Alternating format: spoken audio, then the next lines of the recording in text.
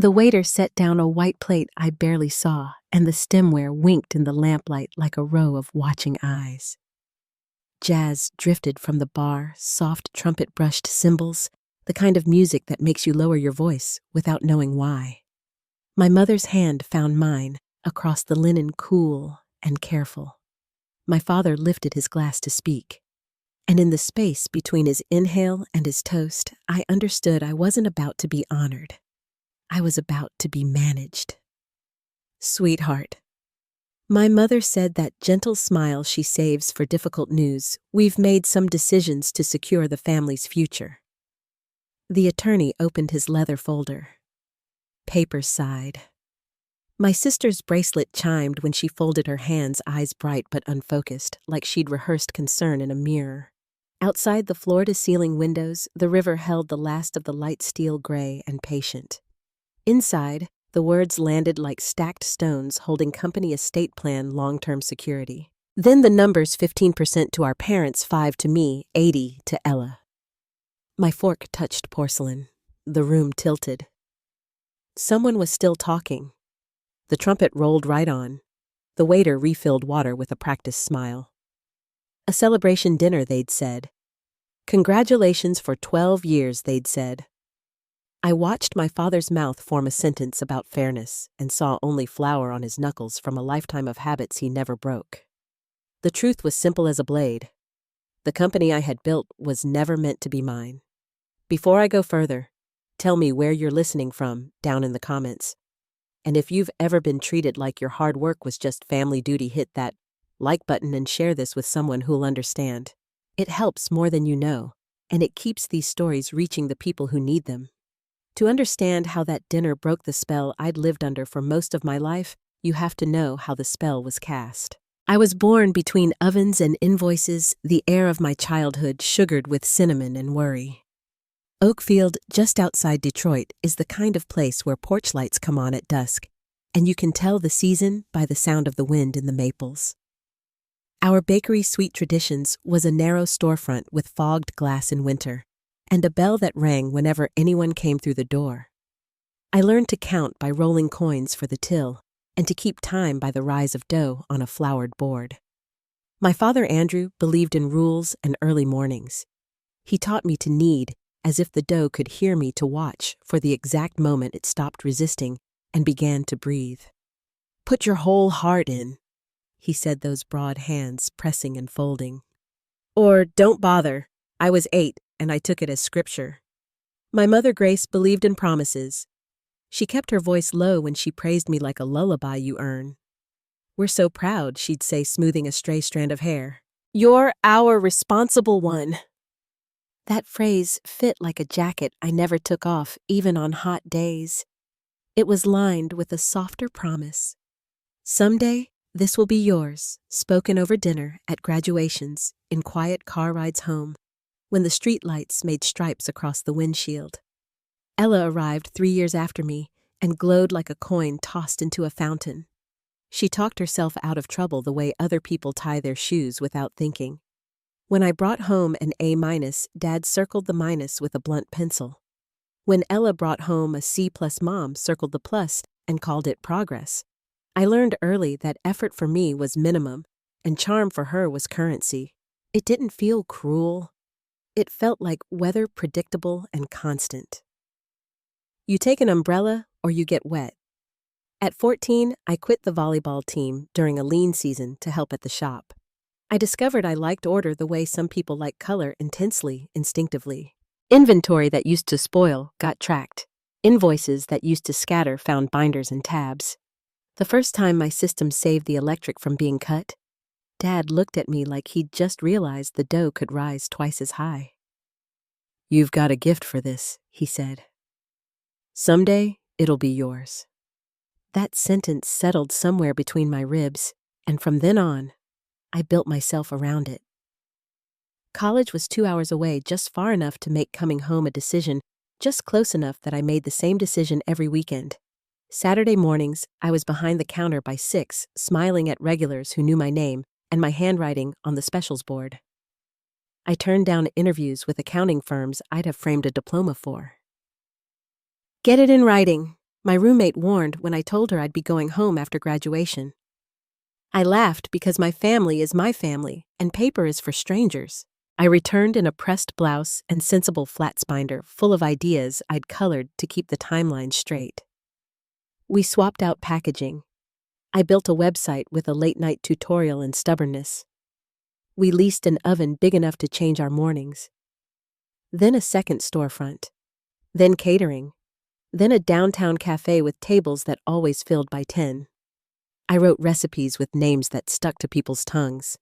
I learned the rhythm of payroll weeks and the dread of compressor failures. When a client couldn't pay in the downturn, I used the down payment I'd been hoarding for a little house with an oak tree out front and told myself I was investing in my future. Dad said as much while he signed the deposit slip. Everything we build is for you kids anyway. Kids plural. It slid past me then because good people can still say things that scratch the wrong way, and you decide not to notice. Success came in small, steady bites. A blog listed us in its top 10. A magazine ran a photo spread. I kept the lights on, learned to read spreadsheets the way my father reads bread by feel and by patience. The Christmas party, our 10th year, filled a hotel ballroom. My father stood there with a microphone and told a story about how he'd worried I'd gone off to get too fancy, but how I'd proved him wrong. He said he could retire knowing our legacy was secure. He said someday it would all be in my hands. People clapped, and I cried, because sometimes a promise spoken into a microphone feels like a contract. For 12 years, I worked my days into night and my nights into lists. I missed a best friend's wedding because a walk-in died the day before a big order. The man I loved eventually put his hand over mine and told me he was done competing with the building. I developed an ulcer and treated it like an inconvenience. My apartment turned into a satellite office, boxes of packaging in the guest room, recipes pinned above the kettle, dinner eaten standing up at the counter while the printer coughed PDFs. The first hairline crack in the story was quiet. Lauren, our accountant, sat in my office after hours and slid a page across the desk. "Something's off in the distributions," she said, tapping a column with a tidy nail. "Do you know what Brookfield Enterprises is?" I didn't. I told her my parents handled the bigger structures, and I handled the day-to-day, and she nodded like a person who sees rain on the horizon and starts folding up the picnic anyway. Then came the early morning when I found my parents in the conference room with 2 strangers and a pile of paper. "Estate planning," my mother said in a cheerful tone people use to describe root canals. I met the attorney, a man whose suit fit him like a promise, and shook a hand I would later wish I hadn't. After that, meetings felt choreographed. Ella began appearing at executive briefings, ankle crossed over knee, taking notes on a blank pad and waving at the staff like a guest host. "She's learning," my father told me. "Family business needs family." I swallowed the question that would have tasted like disrespect. The night by the river, the restaurant was all glass and polished wood. Candles turned every face into a portrait. The waiter said sea bass and I nodded because it seemed like the kind of answer a grateful person gives. My father cleared his throat. He thanked me. He said things that were true about contracts I'd landed, and ovens I'd negotiated, and websites I'd built, and the truth of those things made the lie that followed feel almost merciful.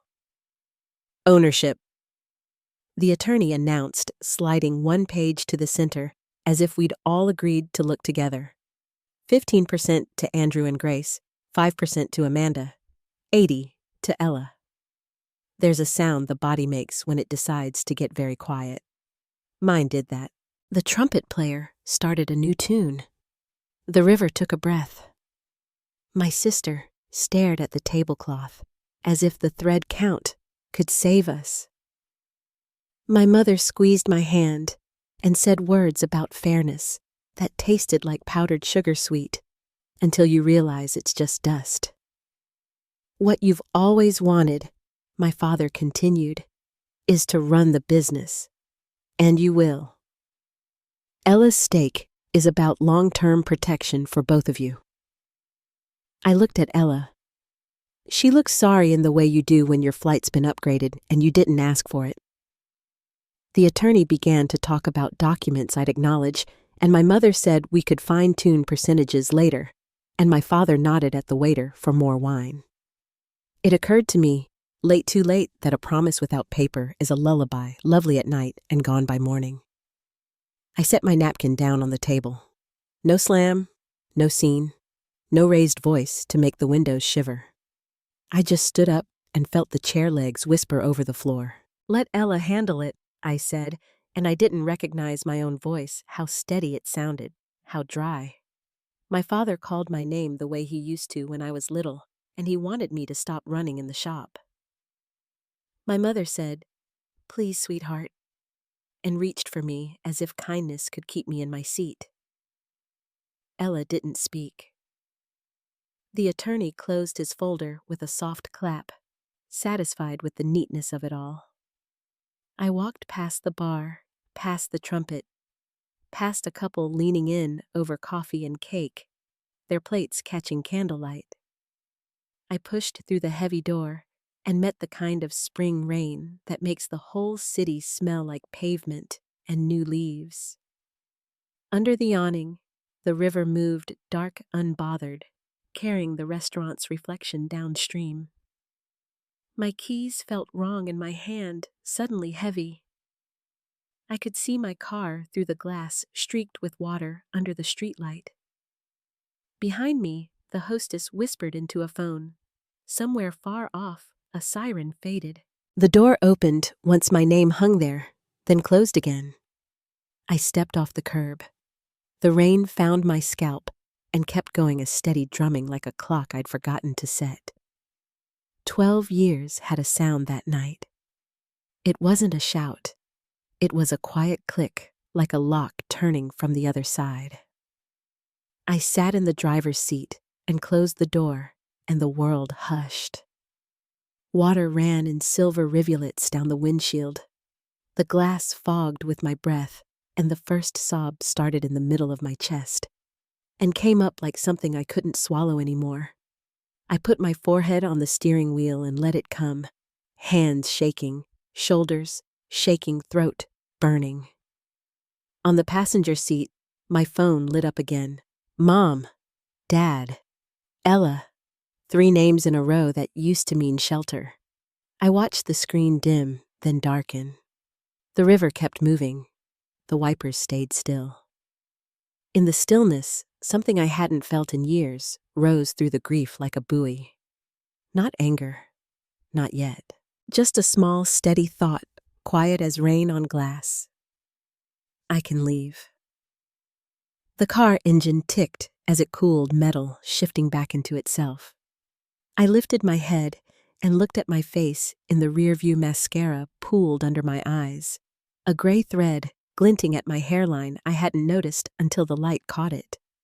In the glass behind me, the restaurant gleamed warm and bright, a picture I would not step back into. I slid the key into the ignition hands, steadier than they should have been, and listened to the engine catch. Then I turned off the headlights and sat there in the dark a moment longer, counting each breath, letting the rain say what nobody in my family had dared to say out loud.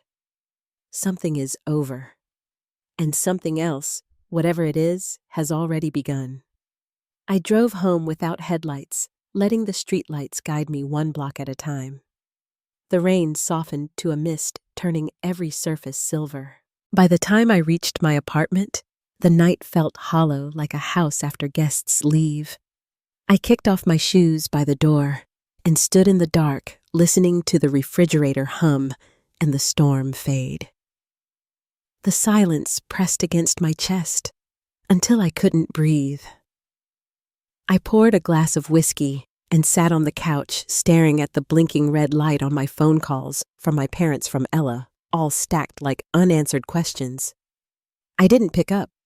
I didn't have words that could make sense of what had just happened. For 12 years, I'd built my life on a promise that had quietly expired without my knowing. The company, the long nights, the empty apartment filled with invoices, it had all been for someone else. I turned the phone face down and sat there until the city outside went quiet. Sometime after midnight, my doorbell rang.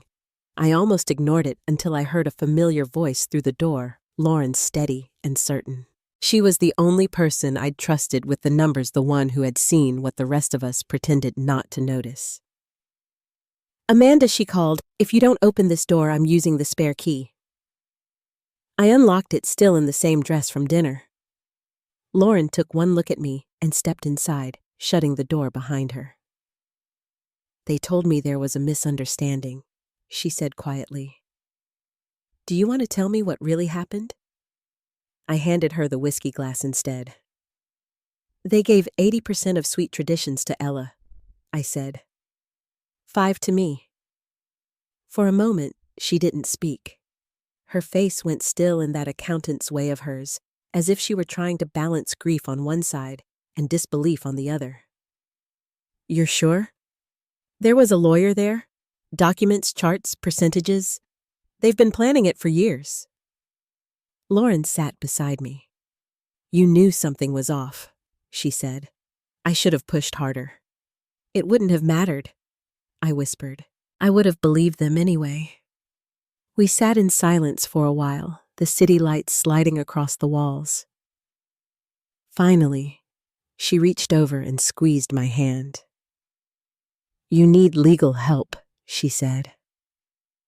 "And rest. Not in that order." I nodded, though neither seemed possible. The next morning, the sun came up sharp and clear, the kind of light that doesn't care what it lands on. My phone buzzed again and again until I turned it off completely. The apartment smelled like cold coffee and rain-soaked fabric. I thought about the bakery, how at that very moment, ovens would be warming timers, beeping the morning crew slicing strawberries. My name would be on the schedules, my handwriting on the chalkboards. It felt strange, like watching someone else's life through a window. Around 9, Lauren stopped by again, this time with coffee and a laptop. She had already reached out to Daniel, a lawyer friend of mine from college. "He said he can look at whatever papers you've signed," she explained. "You need to know exactly what they've done." I hesitated. "If I look, it makes it real." "It's already real," she said softly. "Now it's about what you do with it." That afternoon, I called Daniel. His voice carried the same dry humor it always had until he heard the story. Then it was all business. "Send me everything," he said. "Emails, contracts, anything with your signature." I opened my filing cabinet and pulled out 12 years of trust binders, letters, tax forms, stacks of papers I'd signed without reading because my parents said they were routine. As I scanned and sent them to him, my hands shook so badly that I had to stop more than once. Every page felt like a confession. When I finally clicked send, I leaned back and stared at the ceiling. The air smelled faintly of burnt toast from the bakery down the street. I wondered if anyone there would notice I wasn't coming in. By late afternoon, Daniel called back. "Amanda," he said, "have you ever seen the term Brookfield Enterprises before?" My throat tightened.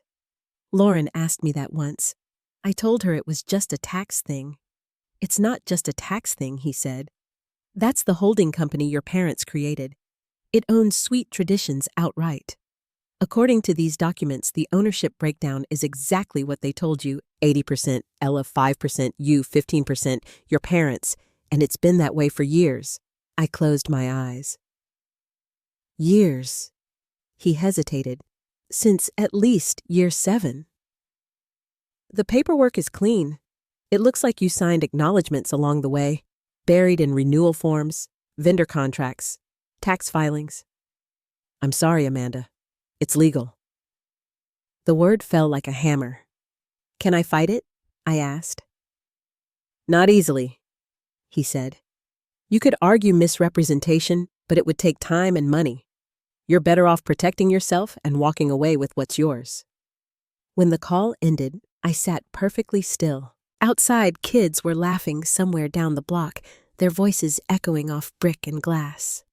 Life continued simple and indifferent. That night, my parents left another voicemail. My father's voice was firm, clipped. "Amanda, we understand you're upset. but you're still part of this business. 3 corporate clients called asking for you. Please be professional. Professional. The word echoed through the room like a dare. The next morning, I woke before dawn and drove to the bakery. The parking lot was still dark, the smell of yeast drifting from the vents. I let myself in with the same code I'd used for a decade. My office looked exactly as I'd left it, organized, loyal, waiting. I turned on the desk lamp and started gathering everything I'd created. Recipe binders, cost analyses, marketing drafts, photographs of early menus. I filled 3 boxes and labeled them with a black marker: recipes, systems, designs. When the light outside turned gold, I sat down to write an email. My fingers moved without hesitation. To all staff. Effective immediately, I'm taking a 2-week leave of absence for personal reasons. Please direct all operational questions to Mr. and Mrs. Taylor. Thank you for your professionalism during this transition. I hit send and felt something unclench in my chest. A few minutes later, Lauren appeared in the doorway, hair pulled back, coat still damp from the morning air. She looked at the boxes, then at me. So it's time. It's time. Good, she said quietly. They need to feel what you carry. We loaded the boxes into my car. The sky was turning pale, and the first employees were arriving, waving without realizing anything had changed. I waved back and drove away before the weight of habit could pull me inside again. For 3 days, I didn't answer the phone. The messages piled up: my mother's gentle pleading, my father's growing frustration, Ella's uncertain apologies. I spent the time walking through the quiet of my apartment, thinking about the years I'd traded for their approval. I had been so proud of the bakery, of its smell of butter and coffee and hard work. But now, I could see it clearly, a gilded cage made of family loyalty. On the 4th day, Daniel called with a plan. We'll meet them, he said. You'll set your terms. We'll make this official. I agreed, though I had no idea what terms I wanted. All I knew was that I couldn't go back. A week later, we sat across from my parents in Daniel's Chicago office. The skyline behind him was glass and steel, the kind of view my father had always called unnecessary. He looked smaller in that chair than I'd ever seen him, shirt-wrinkled eyes red-rimmed. My mother's lipstick had smudged along one corner, and she kept smoothing her skirt like it could hold the room together. Amanda, she began softly. We've been worried sick. The business is falling apart without you. I nodded toward Daniel. That's what we're here to discuss. He outlined everything calmly: the severance package, the rights to my recipes and systems, the non-compete clause that would allow me to start again outside their region. My parents listened, stunned. My father called it extortion. Daniel called it fairness. My mother tried again, her voice trembling.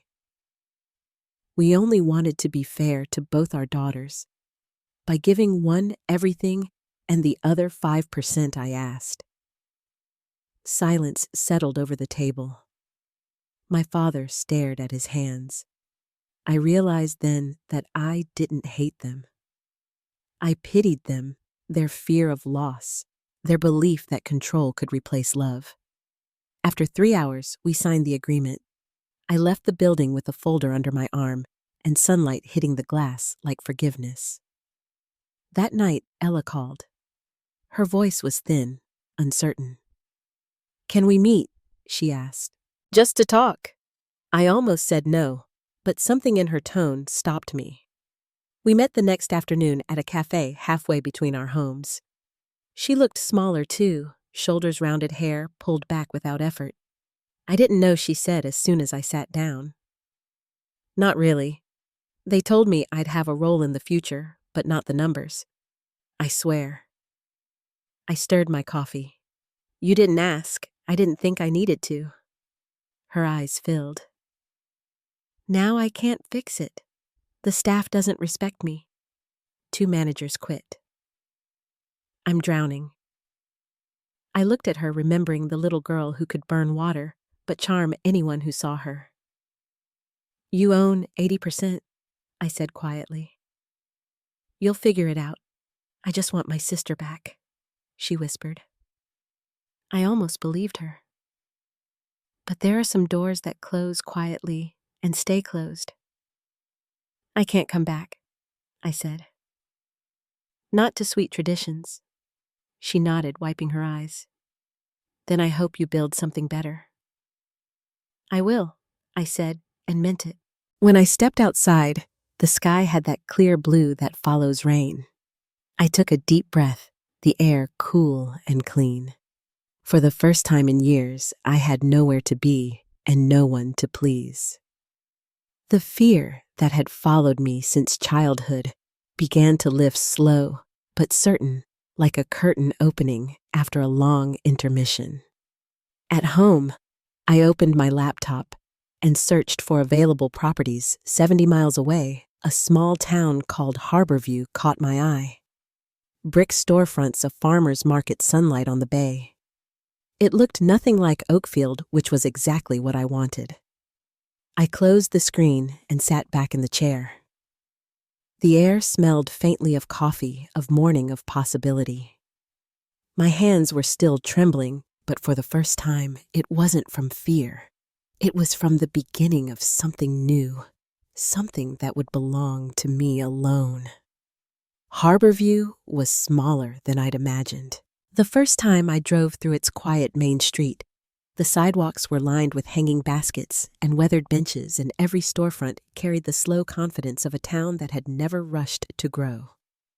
A bakery space stood vacant on the corner of Maple and 3rd, its windows dusty, but the bones, solid brick walls, old tin ceiling, sunlight slanting across the empty floor.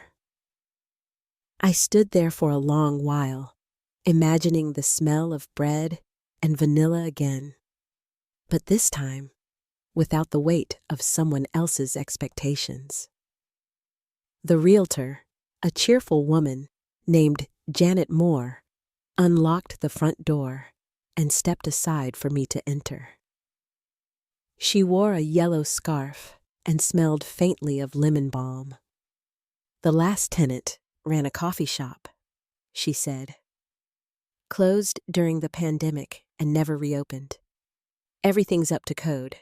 Needs a coat of paint, maybe new ovens.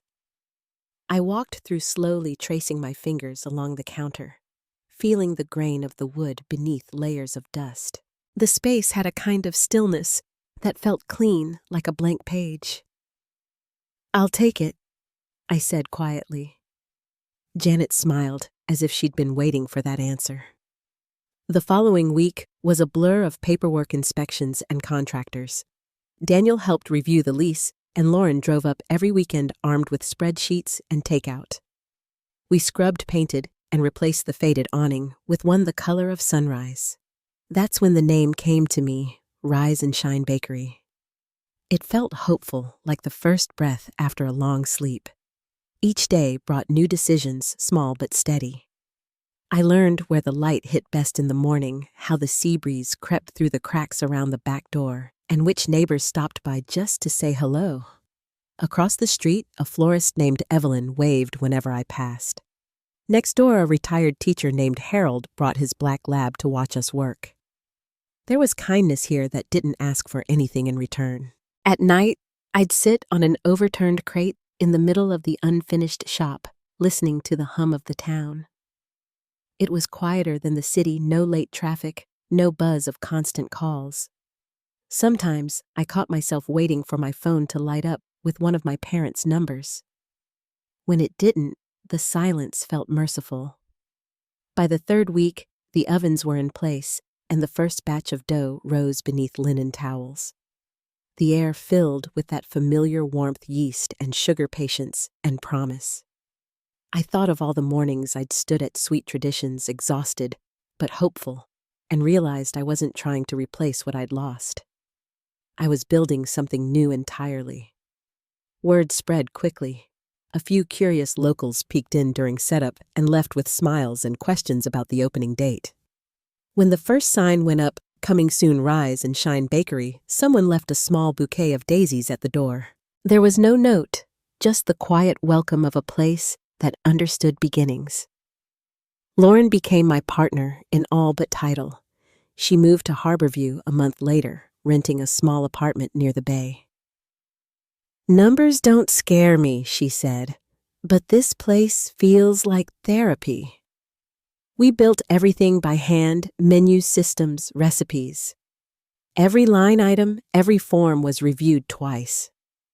No surprises, this time she'd remind me and I'd nod grateful. Opening day arrived on a bright Saturday in June. The smell of coffee drifted out onto the street, mingling with the ocean breeze. I wore a new apron embroidered with our logo and stood behind the counter, heart pounding in a rhythm that felt both old and new. At 7 o'clock sharp, the bell above the door chimed. The first customer, a gray-haired woman in a blue cardigan, ordered a croissant and smiled. "Smells like home in here," she said. I nearly cried. By 10, the line stretched down the sidewalk. Some had driven from neighboring towns. A few even mentioned they'd followed sweet traditions for years and came to see what I'd do next. I didn't tell them the story behind it. I just smiled, poured coffee, and served pastries until my hands shook with fatigue. When we closed that afternoon, the display case was nearly empty. Lauren locked the front door, leaned against it, and grinned. "You realize you sold out on day one." I wiped flour from my cheek and laughed. "Maybe they were just hungry." "No," she said, her voice soft. "They were ready for you." That night, I walked home under the streetlights, the town quiet except for the distant hum of waves. I felt something I hadn't in years: peace without condition. In the weeks that followed, Rise and Shine found its rhythm. Mornings began before dawn, the oven's glowing music low. I learned the names of regulars, the retired fisherman who always ordered oatmeal bread, the young mother who came in for muffins after dropping her kids at school. Even the high school students who claimed they'd only come for coffee ended up staying to help move chairs and sweep floors. It became more than a bakery. It was community stitched together by warmth and habit. Every Friday, I drove to the harbor for fresh berries and talked with the farmers, their hands weathered and honest. They reminded me of my grandparents, the kind of people who believe in work done right, not fast. That was how I wanted my life to feel again. Occasionally, I'd hear about sweet traditions through whispers in the industry. They were struggling to keep up with orders, losing staff faster than they could hire. A few of my former employees reached out quietly, asking if I needed help. I didn't recruit them. I just told them the truth, that there would always be room for people who wanted to grow. Within 3 months, half of my original team had joined me. Lauren handled the paperwork for each hire meticulously. Every signature, every agreement, she'd say, tapping her pen, "Belongs to you this time." I signed each page carefully, the weight of the pen grounding me in the present. Then one evening, near closing, the bell rang, and I looked up to see Ella standing in the doorway. She wore jeans and a sweater, her hair pulled back simply without the effortless charm she used to wear, like perfume. The sight of her made my chest tighten, not from anger, but from something older family. "Hi," she said quietly. "I was in the area." I nodded toward an empty table. "You want coffee?" She smiled faintly. "If it's still as good as I remember." We sat in silence for a few minutes while I poured 2 cups. She wrapped her hands around hers as if she needed the warmth more than the caffeine. "The bakery's not doing well," she said finally.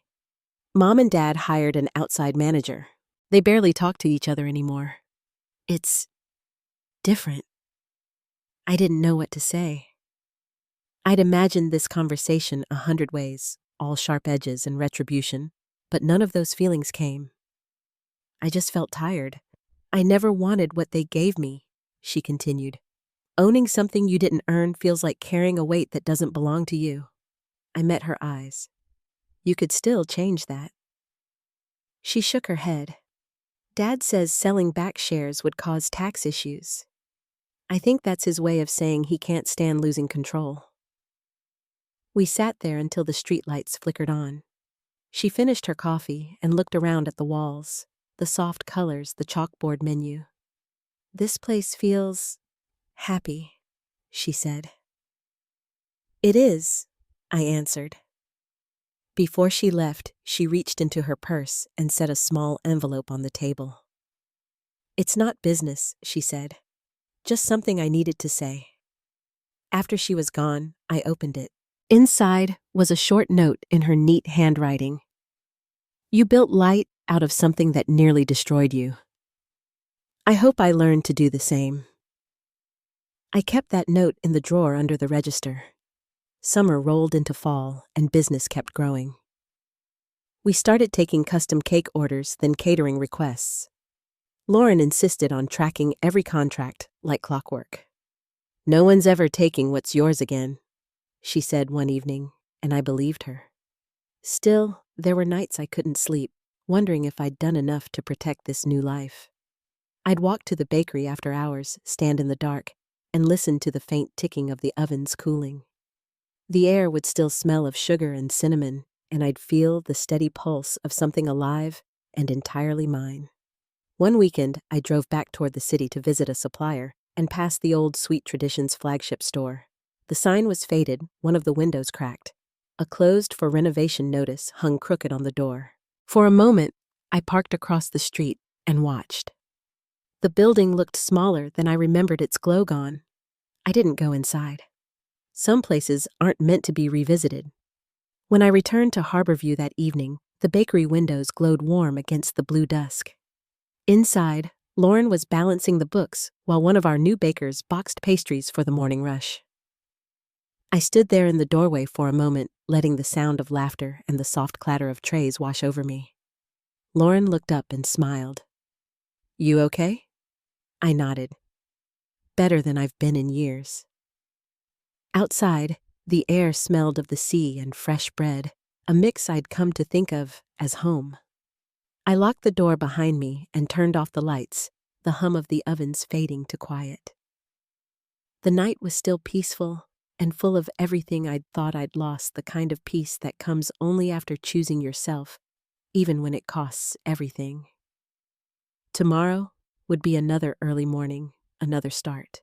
But for the first time, I was looking forward to it. The morning light came in through the bakery windows, like it always did, soft, golden, familiar. It slid across the counter, touched the trays of rising dough, and warmed the polished floorboards. I had learned to trust that light. It meant stability, rhythm, another chance to keep growing what I'd built. Lauren was already there, balancing her coffee on a stack of paperwork. She had a habit of reading aloud when something bothered her, her voice half amused, half tired. Revenue's up 15% this quarter, she said, then looked over her glasses. You realize that's your second consecutive record? I smiled, still shaping loaves. That's our record, I said, and I'm fine if it keeps surprising us. By then, Rise and Shine had become more than I'd ever expected. We'd opened a second location on the other side of the harbor, then a third near a small college town a few counties over. Each one carried the same quiet energy, the hum of conversation, the warmth of real butter, the comfort of being known by name. I worked hard, but not the way I used to. The difference was that this time, the work fed me too. I'd begun taking Sundays off, something I never thought I'd allow. I spent those mornings walking the coastline, the sound of gulls carrying across the water. Sometimes I'd stop by the little market where the same elderly man sold honey in mason jars and always insisted on slipping a jar into my bag for free. For luck, he'd say, and I'd smile because it felt like kindness without strings attached. It was late autumn when the phone call came. I was at the office desk finishing an order schedule when Lauren appeared in the doorway holding my cell. Her expression had softened. "It's your mother," she said quietly. I hadn't heard her voice in months. When I answered, the silence on the other end lasted long enough that I thought the call had dropped. Then came her words, fragile, trembling. "Your father's in the hospital." The drive back to the city felt like slipping into a dream I'd already outgrown. The same exit signs, the same streets I could have driven blindfolded. The hospital smelled of antiseptic and coffee left too long on a burner. When I stepped into the room, the sound of machines pulsing against the quiet almost covered the faint wheeze of my father's breathing. He looked smaller than I remembered. His hands, the ones that used to dust every surface of the bakery with flour, lay still against the blanket, his skin pale and thin. My mother rose from the chair beside him. The relief in her eyes was mixed with guilt. "It was mild," she said quickly. "They say he'll be okay, but it shook him." I moved closer to the bed, unsure if he'd want me there. His eyelids fluttered open, and when he saw me, something flickered, a kind of weary recognition. "Amanda," he murmured. "Hi, Dad." My voice came out softer than I intended. "You gave us all a scare." He managed a weak smile. "That's one way to get you to visit." The old humor was there, thin but real. Then his gaze drifted toward the window. "I messed up, didn't I?" The question hung in the air between us. My mother shifted her fingers, gripping the edge of the chair. I didn't rush to answer.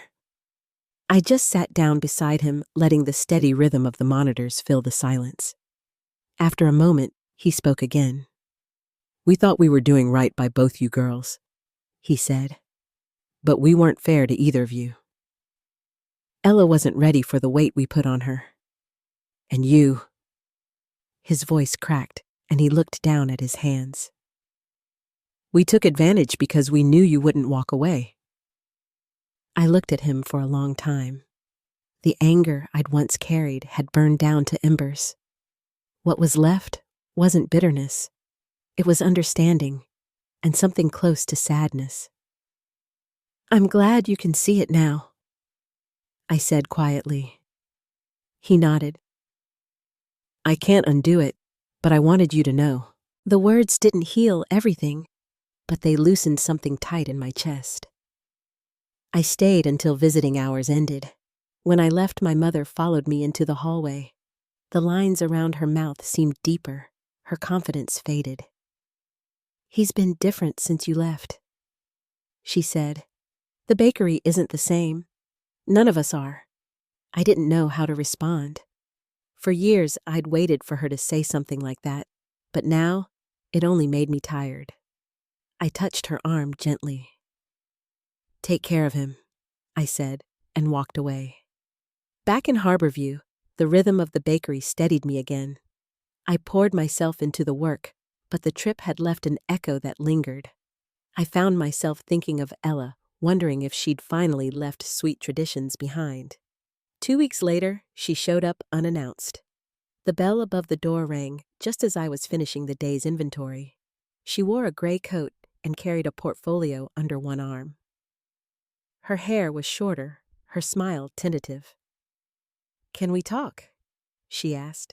We sat at a corner table, the scent of vanilla and sugar hanging in the air. She unfolded a few pages from the portfolio design sketches, bright and clean. "I started a small studio," she said. "Graphic design, branding work. I wanted to show you." The drawings were beautiful, thoughtful, structured, her artistic eye finally grounded by purpose. I looked up at her and saw someone finally at peace with herself. "You look happy," I said. "I am," she admitted. "I sold my shares back to Mom and Dad. I told them I needed a clean break." She hesitated, then added, "You were right to leave. It took me longer to understand why." Her words settled over me like the sound of distant waves. I reached across the table and touched her hand. "I'm proud of you," I said, and meant it. She smiled through tears.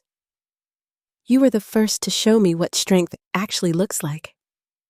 We talked until the sun slipped below the horizon, the bakery windows reflecting the glow of the streetlights outside. When she left, she hugged me tightly, like someone closing a chapter with grace instead of resentment. In the months that followed, life found its new balance. Rise and Shine continued to thrive, our fourth location opening near the state border. Lauren handled the financial side with calm precision, and I finally learned how to trust a team enough to take real vacations. That winter, I traveled to Italy for a baking workshop, a dream I'd buried years ago. The air there was heavy with the smell of espresso and wood smoke, and the streets were lined with stone that held the warmth of the sun long after sunset. I spent 2 weeks learning techniques from old bakers who spoke with their hands as much as their words. For the first time, I felt like a student again, not someone proving her worth, but someone simply curious. When I returned to Harborview, the bakery felt both familiar and new. The staff had handled everything flawlessly. Lauren had even introduced a new pastry line that sold out in 2 days. You should travel more often, she teased. We work harder when you're not hovering. I laughed, grateful in a way I couldn't quite express. The fear that had once lived inside me, the fear of being replaced, overlooked, betrayed, was gone. In its place was something steadier, a quiet trust in what I'd built and who I'd become. That spring, I began seeing someone new. His name was Kevin. He was an environmental engineer who came in twice a week for coffee and sourdough. We started talking about everything from coastal conservation to our favorite pie recipes. His humor was gentle, his presence calm. When he finally asked me out, it felt less like a surprise and more like a continuation of something that had been quietly waiting to happen. Our first dinner wasn't fancy, a seafood place by the docks, but I remember the way the lights shimmered on the water and how easy it felt to talk to him. He didn't ask about my past right away. He just listened, really listened, when I told him about the bakery and the road it took to get here. When I finished, he reached across the table and said, "You built a life that's yours. That's rare, Amanda." Some part of me, still tender from old wounds, wanted to look away. But I didn't. I just smiled. I finally did. The following months were gentle ones, work walks by the harbor, evenings spent laughing in the kitchen over half-burned lasagna attempts. It was the kind of quiet happiness I'd once thought wasn't meant for me. Still, there were moments when the past brushed against me like a shadow, the smell of cinnamon on a cold morning, the sound of a door chime that matched the old bakeries. But instead of pain, it brought perspective. I had survived something meant to break me, and from it, I'd built something that felt like home. One evening, as we locked up the bakery, Lauren handed me a letter that had arrived earlier. "From your father?" she said, her voice soft. I took it home and sat by the window to read. His handwriting was shaky, but familiar. He wrote about retirement, about the bakery they still ran in reduced form. He said he'd hired professionals to manage it, finally admitting he should have done that years ago. And at the end, he wrote one line that stopped me cold. "We thought we were building a legacy, but it turns out the legacy was you." I folded the letter carefully and placed it in the same drawer as Ella's note. The rain tapped softly against the glass, the sound steady and kind. For the first time, I didn't feel the need to fix anything. Forgiveness, I realized, didn't mean forgetting. It meant understanding what deserved to stay and what didn't. Outside, the harbor lights shimmered on the water. Tomorrow would come early, as always, with dough to shape and ovens to fill. But tonight, the world was quiet. The air smelled of sugar and rain, and I sat there long after the lights dimmed, feeling the stillness that comes when everything heavy has finally been set down. The storm passed sometime before dawn, leaving the air washed and still. From my kitchen window, harbor view looked brand new, the street lights glinting on wet pavement, the ocean behind them silver with morning fog. I stood there barefoot, coffee warm in my hands, listening to the quiet hum of life waking up around me. The smell of yeast drifted faintly from the bakery across the street, where my team had already begun the day's first bake. I could picture them laughing, moving with the easy rhythm we'd built together. I didn't need to be there for it to run right anymore. That used to make me nervous. Now it just made me proud. Kevin stirred behind me, still half asleep. "You're up early," he murmured. "Habit," I said with a smile. "But I like watching the town wake up."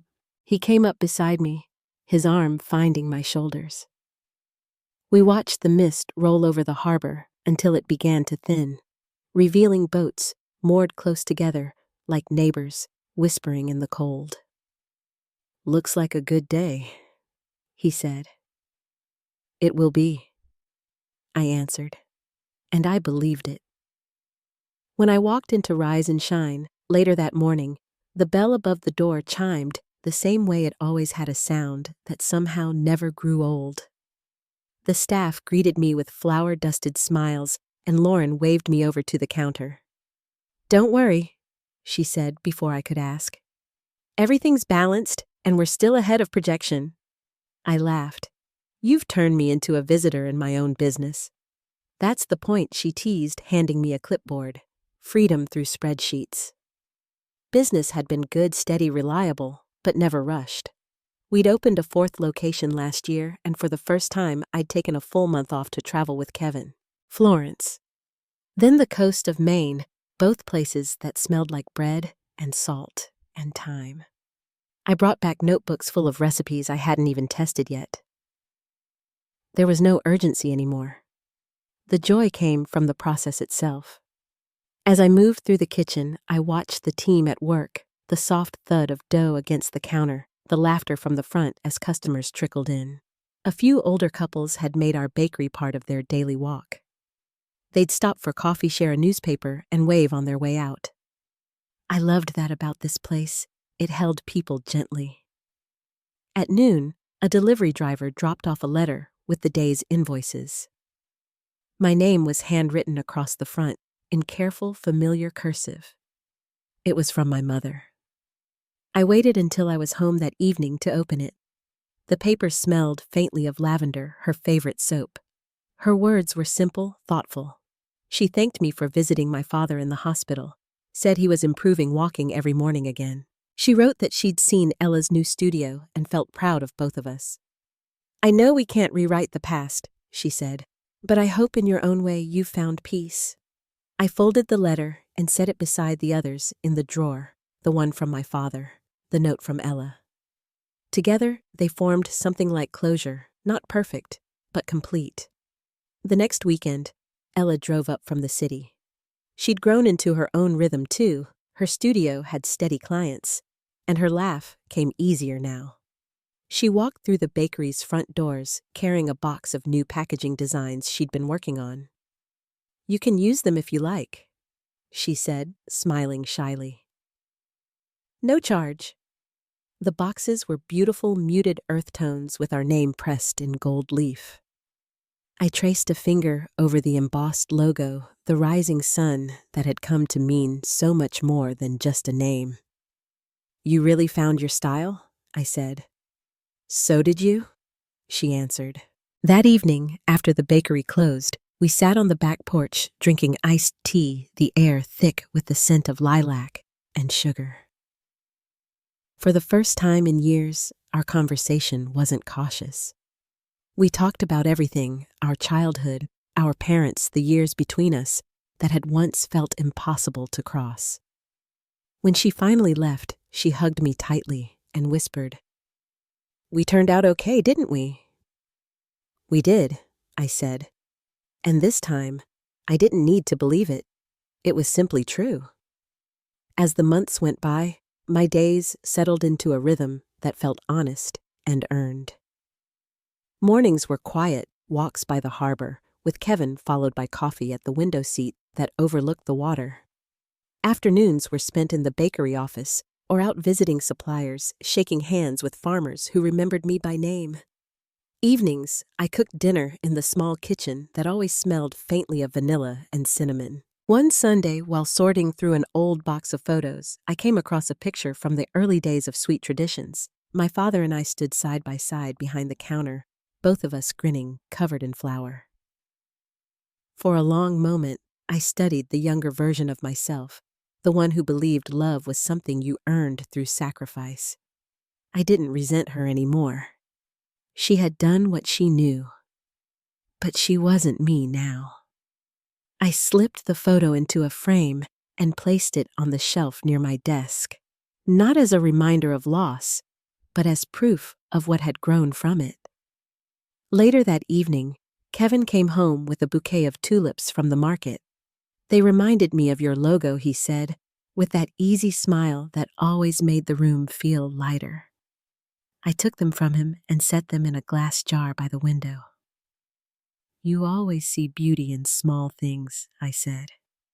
He shrugged. You taught me to. The days that followed were unremarkable in the best way, steady, filled with laughter, the kind of peace that doesn't ask for attention. Sometimes I'd step outside before opening the bakery just to breathe in the morning air. The harbor would be quiet, then the water a mirror of soft gold and pale blue. In those moments, I'd think about everything that had led me here, the betrayal, the rebuilding, the long road back to myself, and realize I wouldn't change any of it. Because without the breaking, there would have been no rebuilding. Without the loss, I'd never have learned what real ownership meant, not of a company, but of my life. The bakery became something larger than business. We started a small mentorship program for local youth, teaching them about baking, budgeting, and building from scratch. Watching them roll dough for the first time or balance a cash drawer felt like passing on something good, something lasting. One evening near closing, an older woman came in for her usual loaf of sourdough. She looked around the room before saying softly, "It feels peaceful here, like the world slows down when you walk in." I smiled, wrapping her bread. That's exactly what it's supposed to feel like. After she left, I turned off the lights one by one. Outside, the harbor shimmered beneath the fading light, the air cool and sweet with salt. I stood for a moment in the doorway, keys in hand, feeling that familiar mix of gratitude and quiet awe. This life, the business, the peace, the stillness, it all came from the courage to walk away when staying meant losing myself. As I locked the door, I glanced through the window one last time.